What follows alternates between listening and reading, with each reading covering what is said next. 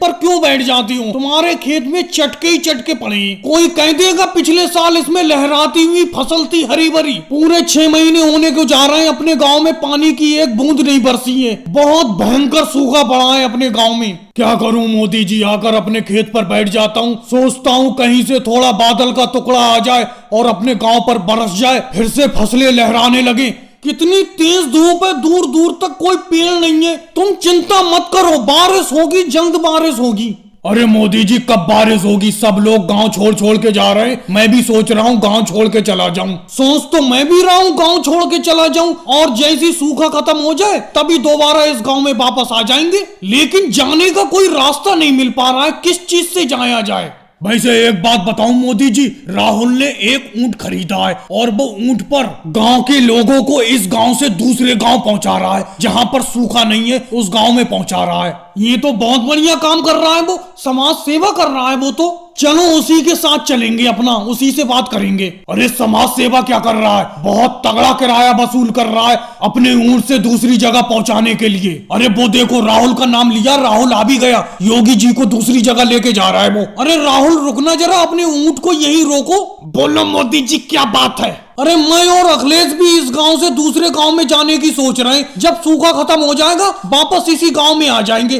बोलो क्या भाड़ा लोगे हमसे और हमें पहुंचा दो दूसरे गांव। अरे मोदी जी क्या तुम इसे चाय बनाना समझ रहे हो कि चाय पत्ती दूध डाला और चाय तैयार? मतलब आपने कह दिया कि लेके चलो तो मैं लेके चल दूंगा। अरे आपसे पहले अभी 700 लोगों को जाना है। गांव के 700 लोगों की एडवांस बुकिंग है मेरे पास, और एक आदमी से मैं 500 रुपए किराया लेता हूँ, और दिन भर में 10 आदमी पहुंचा पाता हूँ एक गांव से दूसरे गांव अपने ऊंट से। अरे तो ऐसे तो हमारा नंबर 2 महीने बाद आएगा। अरे मोदी जी इस राहुल के चक्कर में मत पड़ना, पूरे 2 महीने पहले मैंने इससे जाने को बोला था, आज ये मुझे ले जा रहा है दूसरे गांव। इससे तो आप पैदल ही चले जाओ तो बढ़िया है। इस राहुल ने इस सूखे में अपने ऊंट के किराए से कम लाखों रुपए कमा लिए। भाई लोगों बीडियो को लाइक करो, चैनल को सब्सक्राइब। जी की इस कार पे नहीं बैठना चाहता हूँ। अब आप देख ही रहे हो ये बीच रास्ते में खराब हो गई। मैंने आपसे कहा था इनकी कार में मत बैठो मत बैठो। वो तो भला हो इन मैकेनिक साहब का जो यहीं पे गुल्ली डंडा खेल रहे थे वो मिल गए और कहने लगे कि मैं कार मैकेनिक हूँ, और कार को सही करने लगे, नहीं तो यहीं पे पड़े रहते पूरा दिन। अरे ज्यादा मत बोलो अखिलेश, अपने सामान की हालत देखिए, कितना सामान था अपने पास। कोई भी गाड़ी वाला और कार वाला अपनों को ले जाने के लिए तैयार नहीं था,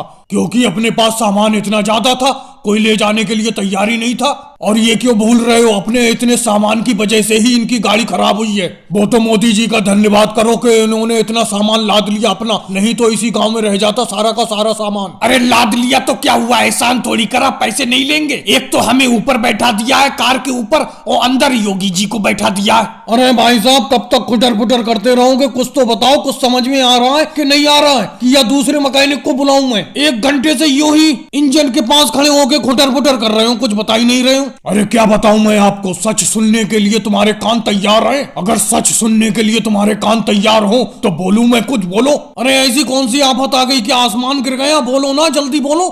ऐसा है आपकी कार के जितने भी पिस्टन थे सारे के सारे पिस्टन टूट गए। अभी ये कार ऐसे तो सही हो नहीं सकती, इसे गैराज में ले जाना पड़ेगा। एक रास्ता और है। जी बोलिए, दूसरा रास्ता बताइए, मुझे लगता है दूसरा रास्ता बढ़िया होगा, वो बताओ। यही पास में एक कबाड़ की दुकान है, उस कबाड़ की दुकान में अपनी कार को बेच दो। अरे भाई आपको शर्म नहीं आती? जरा सी कार पे बेचारी पे इतना वजन लादे पड़े हो, कार भी तो कहती होगी किसके हपट्टे पड़ गई मैं। अरे मोदी जी ये कैसा मैकेनिक है, ये तो उल्टी सीधी सलाह दे रहा है। अरे भाई मुझे लगता है तुम मैकेनिक हो ही नहीं, तुम तो यहाँ पे गुल्ली डंडा खेल रहे थे। बेफालतू में आप कहने लगे कि मैं मैकेनिक हूँ, मैं सही कर दूंगा गाड़ी को। ऐसे गाड़ी सही करोगे, कबाड़ में बेचने की बात कर रहे हो? केजरीवाल जी और अखिलेश जी मैं तो उतर रहा हूँ यहाँ पर, भाई मैं इंतजार नहीं करूंगा। अब मोदी जी की कार का कोई भरोसा नहीं कि ये ठीक हो भी या ना हो, इसीलिए नीचे चलकर रोड पे हाथ धो कोई दूसरी कार को रुकवाओ, उसी में अपना सामान लाद लेंगे और चलेंगे। और भाई लोगों वीडियो को लाइक करो, चैनल को सब्सक्राइब करो।